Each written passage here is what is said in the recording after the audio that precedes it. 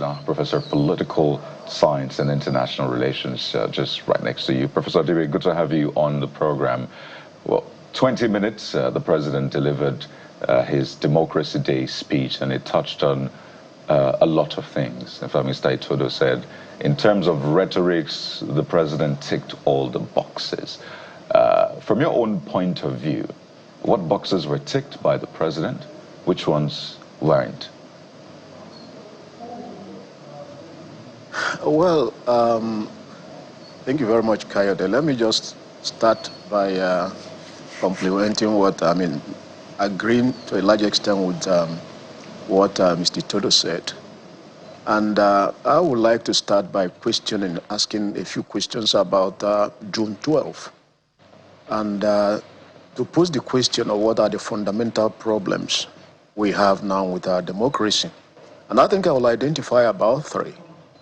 One, of course, is hope.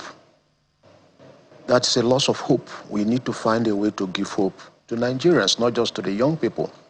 And why is there a need for a hope? You know, many people talk about dividends of democracy, although academics will tell you that democracy never specifically promised that if you embrace a liberal democracy, your economy will start to boom and there will be stomach infrastructure. In fact, if you look at all the countries that have jumped, the Asian tigers and the rest of them, they seem to have taken a different route.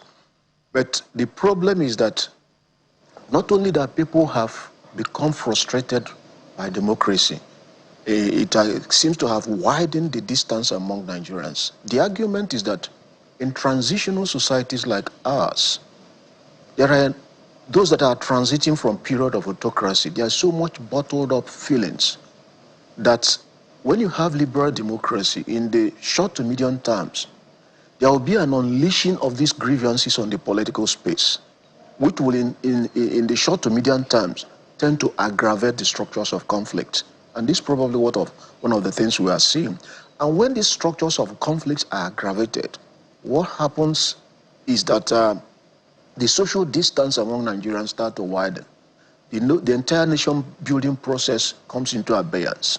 And people like us have believed that unless you build a nation, all those boxes you're thinking, any solution you throw to the myriad of problems the country has quickly becomes part of the problem.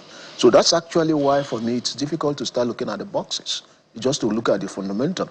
So if you look at the hope, talking about hope, look at the people that, for example, Messianic politics. Messianic politics is the tendency to attribute redemptive qualities on some leaders and to believe that once they come into power, you know, they will salvage the situation. We saw what happened with Buhari. That was dream, you know, deferred, or the dream that didn't come true. You take President Bola Ahmed Tinubu, for example, as the governor of Lagos State from 1999. He was probably the most cosmopolitan governor, assembled people from different parts of the country, highly skilled people, Yemi Oshibanjo, Fashola, Bernard Kabweza, and the rest of them. And now as president, what happens? You know, in fact, one of the things that attracted me, I found very, you know, I found very convincing about some of the people that were campaigning for him. They said, okay, all those things you said about Tinubu, we can't concede them. But let's say you're right. Let's use the it takes a thief to catch a thief argument, because he knows them. He will, you know, once he gets into office, he doesn't need anything anymore. He's already very rich. And we have seen in history how political offices can radicalize some people. Muratala Mohammed is an example. So people were expecting that somebody like him, with a pedigree of being very cosmopolitan, and somebody with a big vision as governor of Lagos State, that if, you know, despite everything that was said about him, that if you give him an opportunity, he will turn things around. Now, what happens as president, many people believe he has become even worse than Buhari in terms of ethnic particularism. So there is this loss of hope, and people are delinking from the entire political process because of them believe it matters. Your vote doesn't count. So where do we go from here instead of me looking at the boxes to be ticked? It's simple. If you analyze Nigerian politics, for me, I believe the fundamental problem we have is, first of all, to build a nation. Without a nation, our problem is not economics. I just disagree with that, because even the economic decisions you make are arrived at through political process, and that is a big problem. So what is the problem? How do we solve this problem? I had, in some places, suggested that if you look at the reasons why some of our democracy is in abeyance, is in problem, is because electoral competition, especially at the federal level, is seen as, there's this belief, a perception that the ethnic group or group that captures state power will use it to, advantages in group and disadvantage to others. So the tendency for politics to become anarchic becomes very huge. So what do we do to reduce the anarchic character of politics? Because even if you remove Tinubu and put on somebody else, how are we sure that things will work? How are we sure, for example, all these things they are talking about, that if you vote in Mr. Todo and he doesn't, turn out to be somebody else? We have seen people like Oshiomhole as labor leaders wearing khaki cap, sounding very radical, then became de-radicalized by the system. So the problem now is, one, how to give hope. Two is how do we reimagine our politics, not to tinker with the boxes. I believe, for example, that across the world, politics and electoral competition tends to be like a war without weapons. So, but in countries, in advanced countries where the basis of statehood are already agreed upon, it is okay, they fight this electoral competition, and after election, they quickly unite. Not so in our own climb, where the basis of statehood, not even nationhood, remains contested. So what happens that you organize an election every 4 years, the first 4 years, the wounds are hardly healed. The wounds are hardly healed. The next one again is another election. The consequence is that what we see is the widening of the social gap. The nation building process is becoming more difficult to manage.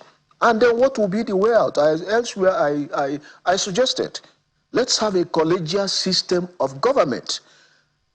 Each of the 6 geopolitical zones have one representative, each takes turn, 2 years in rotation, so that every 12 years, a new set will come in. And that means we have a long period where we don't have to be bothered about this politics. Because let's face it, how many people believe that it matters, your vote counts? And the money spent on INEC and other electoral bodies and in campaigning, do they justify that? That would be my take. Rather than looking at the box, this is the typical thing, all leaders say one day during democracy days, and I don't think, for example, that I'm looking at those boxes. I'm looking at the more fundamental issues. All right, Prof. So let's look at some of the things, Bukola. All right, so let's look at some of the things. If I hear you correctly, correct me if I'm wrong, are you looking at holistic restructuring? Because we have seen piecemeal kind of restructuring. For instance, the approach towards state police, maybe we can add a bit of the LG autonomy that hasn't taken effect, because it looks like we need to sit down as people, ethnic nationalities, as a country, as a nation, to say, these are the things that are wrong with us. How do we fix ourselves going forward? Else, the best of mind may come with the best of intention and is unsure of why the results are not coming out as is intended.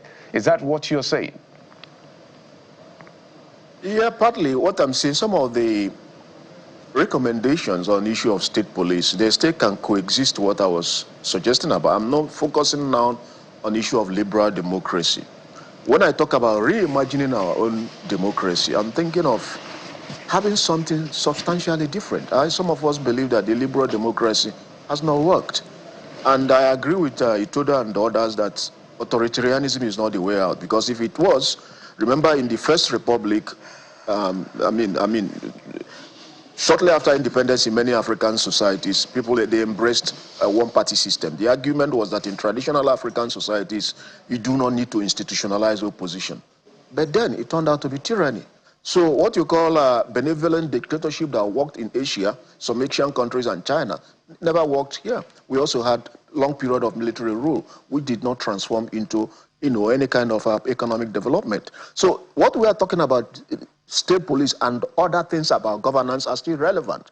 But I'm saying that unless we get that, superstructure, call the politics now rather than infrastructure, the superstructure, if we can get it correct, then it becomes easier for us to deal with the other ones. Because remember what Nkrumah said, seek ye first the political kingdom, other things will be added unto you. Although Nigerian politicians, took it literally.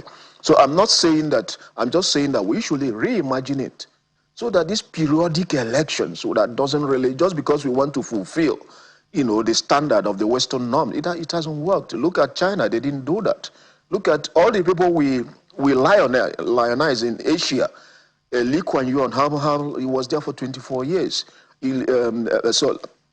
31 years. Mahatma in Malaysia was there for 24 years. And if you go to Rwanda, that some Nigerians have tried to, lionize, he's been there for more than 30 years, if you include his period of being vice president and de facto president. What I'm just saying is that we need to find a way to properly domesticate our own liberal democracy. That this form of democracy has not worked. It has not helped us to build a nation. It has not. We say in the short to long term, this will happen. And we can still use the free speech guarantees in liberal democracy to solve all those problems. It hasn't worked. And it has been almost more than 25 years. So I'm saying we should now start thinking of a new form, a novel form of democracy. France did it when they came up with their own standard. In South Africa, for example, we need to find properly homemade democracy for it to work. Other things will still come in, but it becomes easier that when you throw such solutions, they will become solutions, not to become another problem. And to pick up on some of your thoughts, if I get you correctly, your diagnosis is the very evident lack of cohesion, lack of nation building, and you prefer, a collegiate system of leadership. I'm wondering how that will work against the backdrop of our current structure, if we were to transit to that.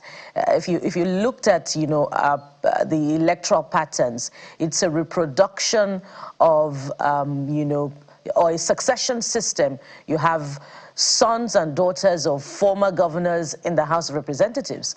And in the electoral primaries, you see that pattern repeating itself. So how do you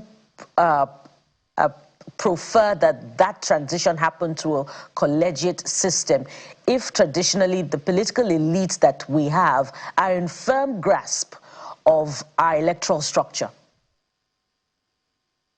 I agree with you. I think you've also partly answered the question, because you can see the reproduction of the elites, all the, the people who are there bringing their spouses and their children. That's why I say we reimagine that.